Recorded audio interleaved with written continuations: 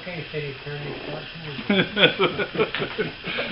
Again, remember that year that all of y'all held up 5? I think every one of you did. Again, another good year. Another good year for the city of Malvern. Another good year for our finance committee. Another good year for our city council, and another great year for the city of Malvern.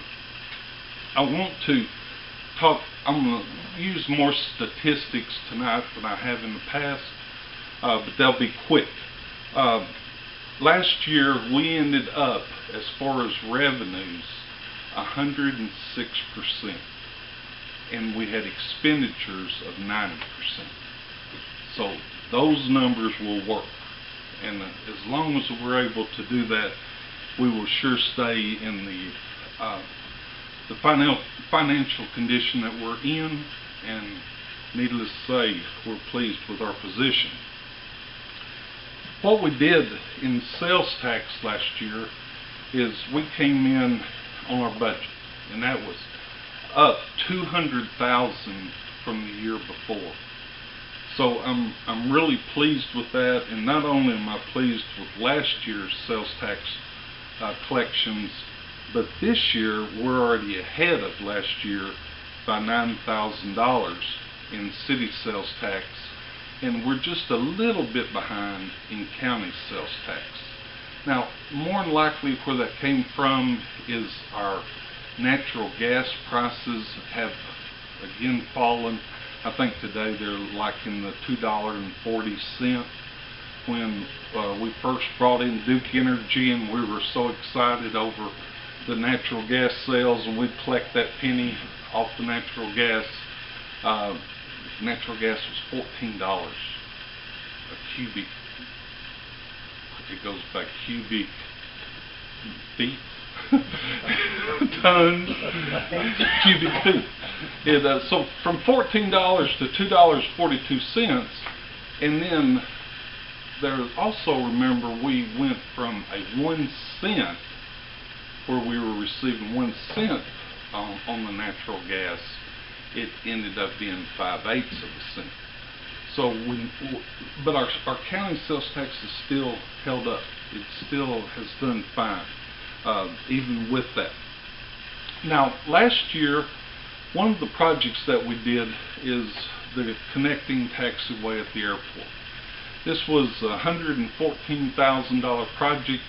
This was another one that the council allowed us to do, and it was a 90% federal and a 5% state and a 5% city, a 5% local. So that was really a good thing for the city of Malvern, and also for the airport. It will get us closer to where we will be able to extend that. Also want to talk about what went on last year and where we are. We were guessing earlier on where the most citations were written, and most of these were warning citations that were written for code enforcement over this past year. But also, not only did the police department help us with the code enforcement, but they ended up with 11,225 calls last year. Now, with our police department and the personnel that we have, that is truly amazing. We're looking at over 1,000 calls a month that they are responding to. Not only that, but it's what they respond to in the criminal, the CID, the total number of cases. In the criminal investigation division, they had 2,429 cases, but and then there was assigned 74% of those, and the felony cases that came out of that 2,400 was 787. It looks like that our percentages as far as solving the cases are somewhere around the 60% range, which is, again, truly remarkable, and it's the dedication of our chief and our police department. In our fire department, last year they had 457 calls. And I don't think that the public actually understands how much money it takes for one of our fire trucks to go to a call. But by the time we get our volunteers there, and it could be a false alarm or it could be real, we're still looking per call. It's a little over $2,000 that it takes for us just to show up on the scene. So you can see 457 calls. It takes a lot of money to run the fire department just from that. The fires that they had to attend last year, they had 77 fires, but what the chief has had the fire department, Chief Harper has had the fire department take on is the rescue. And the rescue and the emergency medical services. And with that, they have answered 119 calls last year. So we've seen our percentages of a fire, they have done a really good job of pre-fire planning. They've done a tremendous job. So our fire planning has gone down, but our calls for service have not. So our fires are 16% of our calls, whereas our emergency calls for medical service is 26%. We also have the good intent calls where the fire department goes and helps. That's 13%. And again, when you start looking at what it actually costs to run the fire department, it's truly amazing. And yes, our police department is the most expensive department, but also they have the most personnel. So a fire department is extremely expensive to run. One of the problems that Chief Harper and his men are having is the false alarm calls. And probably we are going to need to look as a council, we'll need to look at how do we handle these false alarms. You take $2,000 and it's the same building we're going back to. We're going back and back. The public sees that it doesn't cost anything, but it truly does when you break down the cost of cranking one of those engines up and getting everyone there to the incident. The severe weather, natural disaster, we really had it easy last year. It was just one of those years that we only had one, and the fire and police department responded well. Also, the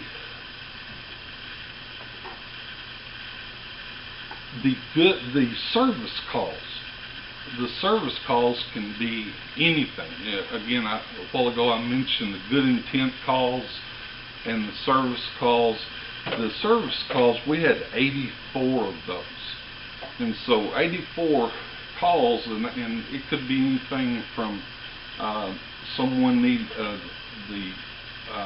pro-med might not be able to carry someone that needs to be carried out of the house. They might be a little heavy, and the fire department responds as a good service call. We also, and when we talk about our street department and what has happened there, and I know the council is very aware of why our streets are the way they are.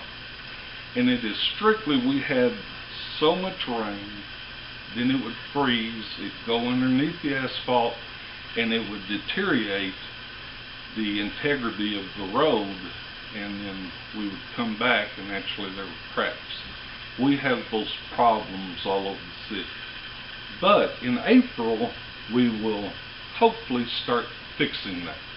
The slurry seal team will move in, and we will pave approximately 4 miles of our roads this year. Also, we are awful concerned about the fuel. But, council, if it goes to $5 a gallon, we will still manage our resources. We'll find a way to make it work. So we're prepared for that. Now, in our budget, we prepared for $4 gas for the gallon, but not the 5. But again, we will still manage that.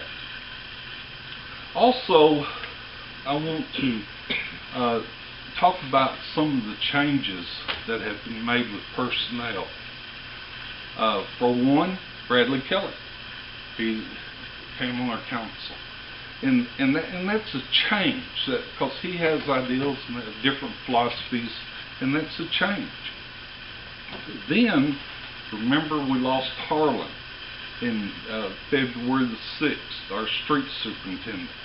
And we had Lynn Dawson to take over and is really going to work, and his men have gone to work, and a lot of good things are happening within the street department.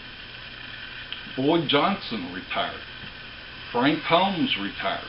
So we lost 3 out of our street department, 3 of our top people, but they have picked up the load. We moved Lynn Dawson to the street, and then we brought in Steve Smith into our code enforcement office, and that has really worked out. That has, and we also have Bill. Where'd you go, Bill? Bill, that's also in our code enforcement office, and we're pleased to have him. Then we came along, and David Costin is now our general manager at the Malvern Water Works. So good things are happening. But I don't want to stop without saying something about the state police investigation too. And this is to the public. This investigation is by far not over. It is the legislative auditors have been contacted. The state police, when they are through with the investigation, they will let us know. But bringing in the state auditors, I think will sure help, and we'll get this behind us. The other thing that I want to end with is, folks, we have 800 jobs in this city that we can't fill. And I'm just amazed with that. And what we're going to do is we're going to have a job fair, and we're going to bring in people from everywhere. Sykes Enterprises needs these jobs filled, and they need them filled by May. They want to do this this month, next month, and be ready to go to work in May. And if that happens, we'll see other things open up. We'll see them take on another part of the building out there. And so we're really excited about that. Look for this coming year, look for some businesses to move, and they're going to move around. They're building buildings, and a lot of that I can't really share, but I'm telling you, it's coming. There's some businesses that have done well, and they're ready to upgrade, and so we're really looking forward to that. I want to say this in closing. This year, the employees, and not just the department heads, but the employees have done a tremendous job. We had some personal losses with some of the employees, some of the elected officials, and they kept on working. And it's just a true credit to their ability and their personality that they were able to do that. I'm really just amazed that people can continue. And with that, this year should be another good year. We're going to see things. We're gonna see more traffic in this city this year than we've ever seen.